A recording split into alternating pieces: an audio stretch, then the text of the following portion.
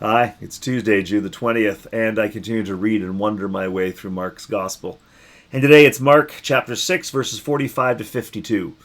Yesterday we heard about Jesus feeding the 5,000 men, and I assume their families, so thousands of people, feeding with 5 loaves and 2 fish, and I wondered about whose miracle it was. I mean, Jesus, the apostles, the gathering people. So I wondered about that a little bit. And you might recall that yesterday the whole story was prefaced with the apostles needing a rest. Jesus says it's time to take a rest. We'll go to a deserted place and you can have a rest. That was the plan, and then the 5,000 or 5,000 plus showed up. So this is what happens immediately after the feeding of the 5,000. And remember, these poor folks still need a rest. Anyway, here it is, Mark 6, 45 to 52. Immediately, Jesus made his disciples get into the boat and go on ahead to the other side, to Bethsaida, while he dismissed the crowd. After saying farewell to them, he went up on the mountain to pray. When evening came, the boat was out on the sea, and he was alone on the land. And when he saw that they were straining at the oars against an adverse wind, he came towards them early in the morning, walking on the sea. He intended to pass them by, but when they saw him walking on the sea, they thought it was a ghost, and they cried out, for they all saw him and were terrified. But immediately he spoke to them and said, "Take heart, it is I. Do not be afraid." And then he got into the boat with them, and the wind ceased, and they were utterly astounded, for they did not understand about the loaves, but their hearts were hardened. So,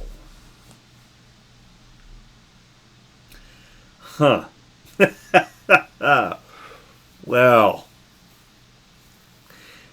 we all know Jesus walking on water stories, right? They're in the Gospel. Sometimes there'll be two in the same Gospel, slightly the same, but not exactly the same. There is something about Jesus walking on water that people talk about. And I guess it shows that the rules don't apply to Jesus. That Jesus is Lord over all of creation, not just us, right? So the water keeps him up. The wind obeys him. All of that sense that Jesus is indeed God's presence. So of course the wind obeys the Creator. Of course the water can't swallow up the one who made it. Much like the wind that moves, across the surface of the water in creation. That's who Jesus is. Jesus is one with the Creator, and that is reestablished every time we have a Jesus walking on water story. And I don't know if we're supposed to be thinking about Genesis, but that's that whole creation and the wind moving across the waters of creation. It's like, oh yeah, there it is. Look at that. Jesus is the wind. Jesus is God's presence. Jesus, the Spirit. They're all one. Very Trinitarian. So there's that element to the story, and I love it. I embrace it. It's beautiful. Don't know what I learned from it, but I like it. It makes me feel good. But in this story, there's some other stuff going on, I think. At least things that strike me. Mark's gospel, people who read the Bible often, we joke about Mark. Mark is, we call it, Mark's an action movie. Everything with Mark is immediately. And then. Boom, boom, boom, boom, boom. Mark does not have a lot of time where people just sit around and think, and well, maybe Thursday we'll do. No, immediately. So Mark opens this passage with, immediately he made his disciples get into the boat. Now, that might just be Mark's writing style. We're moving to the next slide, please. Or it might be an acknowledgement of the fact that Jesus recognized that his apostles needed a rest, and he offered them a rest. But then it all went awry because the crowd arrived and we had to feed them. So now Jesus is like, immediately, it's like, okay, you know what? No, you guys go. Just go. Get in the boat. Go. Get out. So Jesus knows that they need their break and is giving it to them. Jesus stays behind to dismiss the crowd. Because you know how the goodbyes can be long and long. And Jesus is going to handle that. So Jesus will get rid of the crowd. You guys go. You need your rest. So off they go to get their rest in the boat. Just go over to the other side. And Jesus dismisses the crowds and then goes to take a little rest himself. Right? He went up on the mountain to pray. For Jesus, I think that's rest. Right? Jesus goes to be at one with God. Jesus is one with God, so Jesus just goes to collect themselves. And okay, that works. But while he's there, he sees the boat out in the Sea of Galilee, and he sees that they're having troubles with the wind. So they don't have a sail up, they're rowing, and they're rowing against the wind. And they're not getting there very quickly. And so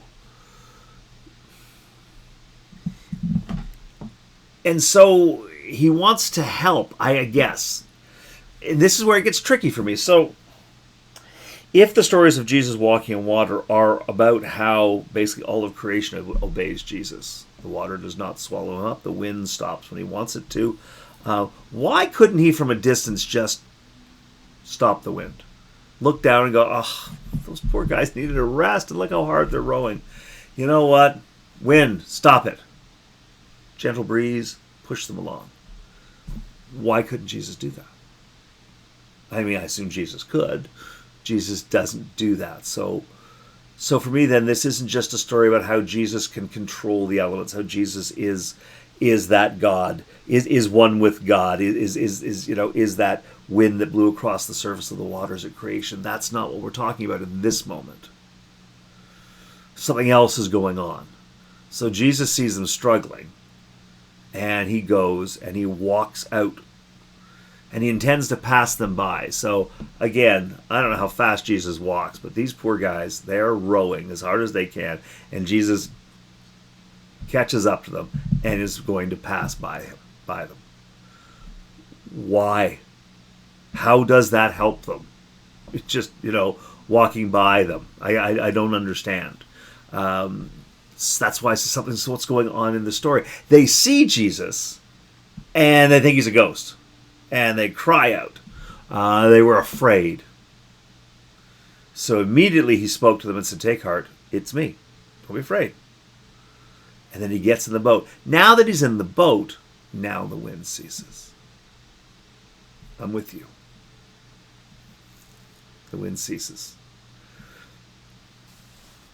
So you get a sense that because now Jesus is in the boat, the wind stops. The wind is stopping for Jesus, not for the apostles. Or maybe this is a story where we recognize that we all live in storms, that many of us have lives that feel futile. We feel like we're just rowing and rowing and rowing and going nowhere. We don't want it anymore. It's just too much. But when we invite Jesus into the boat, we invite Jesus into our lives, then the storms stop. That'll preach. In fact, I've heard that preached a lot. And it works. I have no quarrel with that whatsoever.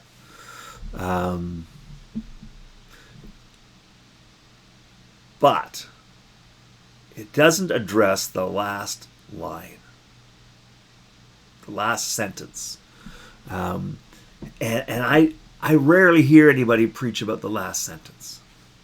Right? So he got in the boat with them, and the wind ceased. And they were utterly astounded, for they did not understand about the loaves, but their hearts were hardened.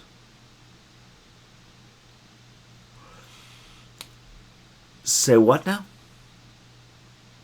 They were utterly astounded, for they did not understand about the loaves, but their hearts were hardened. So when I think of that sentence, the way that I generally speak English, they didn't understand the loaves, and their hearts were hardened. So rather than the loaves opening them up, their hearts have become hardened. However, I think we're talking about idiomatic grammar here, and you may recognize it from the way that some people speak.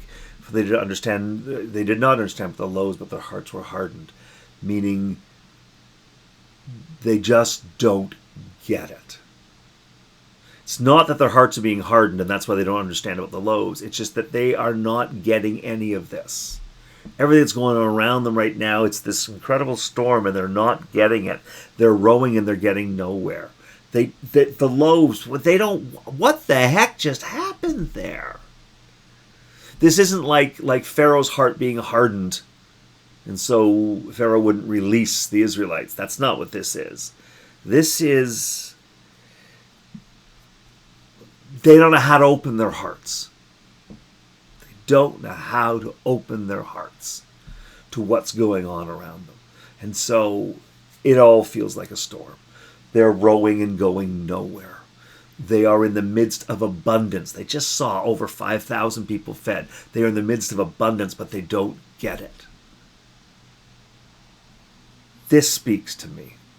This speaks to me for a couple of reasons. One, these are the apostles we're talking about here, right? These aren't the Pharisees.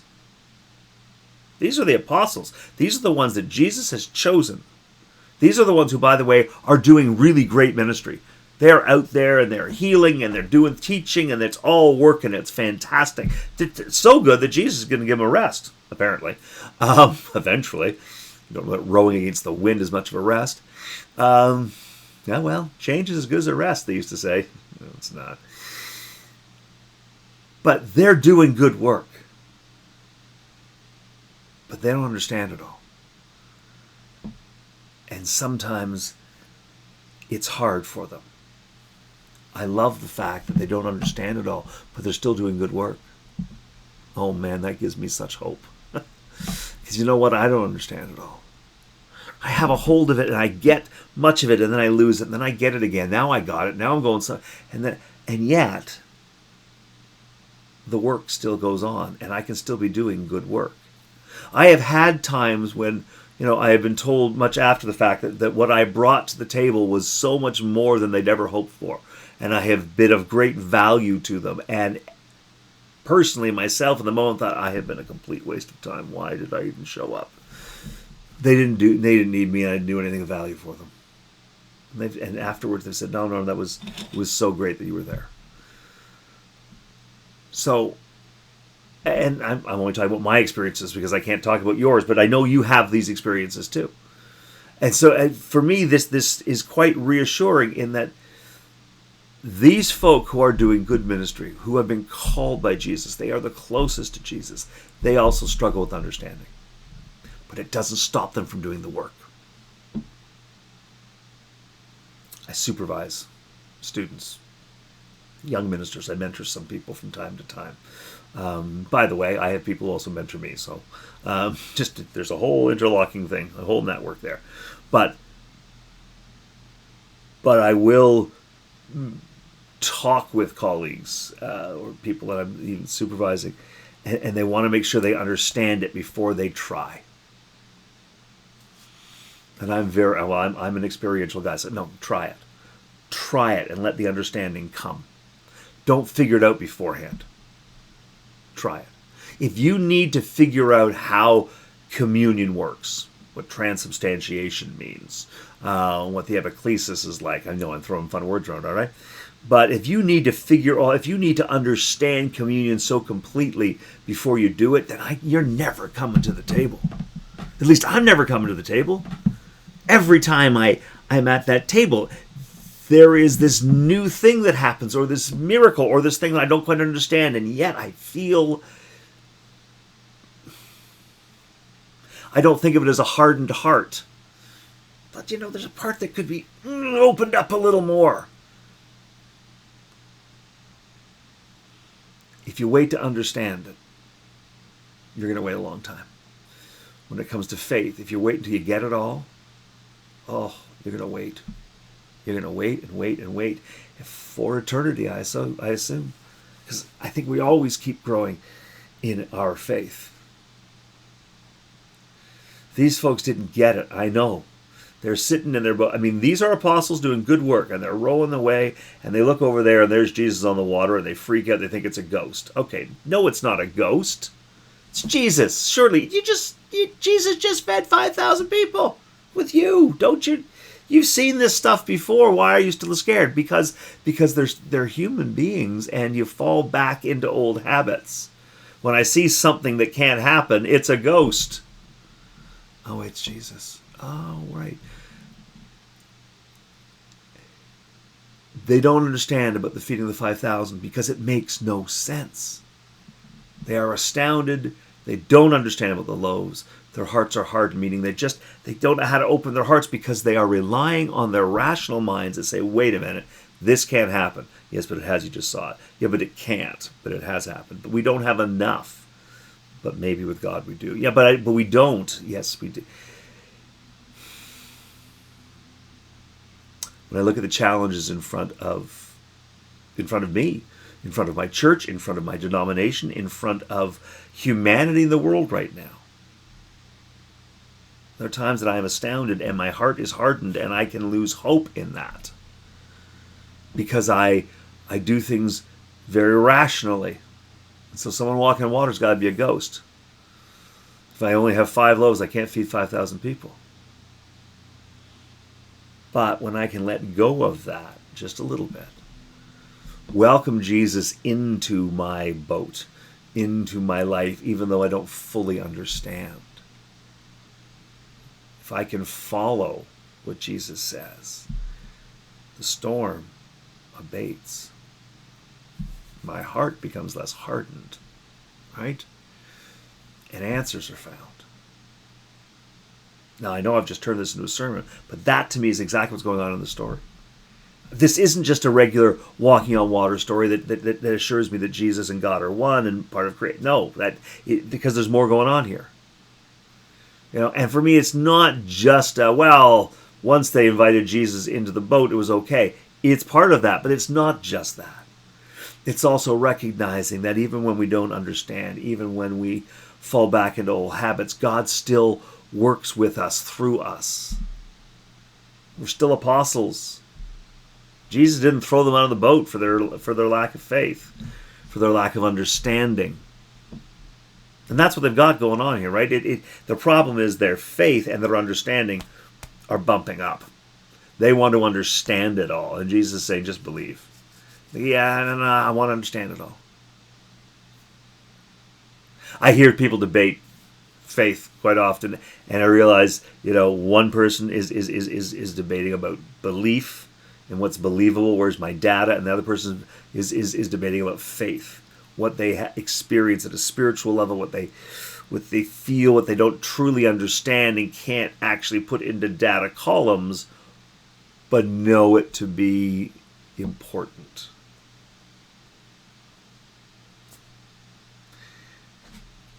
Jesus does not kick them out of the boat because they're trying to understand, but he invites them to rely instead on their faith. Rely on your faith. It just saw thousands of people fed. Rely on your faith. I had someone come to me once and ask me for proof that God exists. Basically said to me, why do you believe that God exists? And essentially what I said to him was, I don't have the data. I can't prove that God exists, but I have seen people who believe in God and seen what's happened in their lives, and I believe that.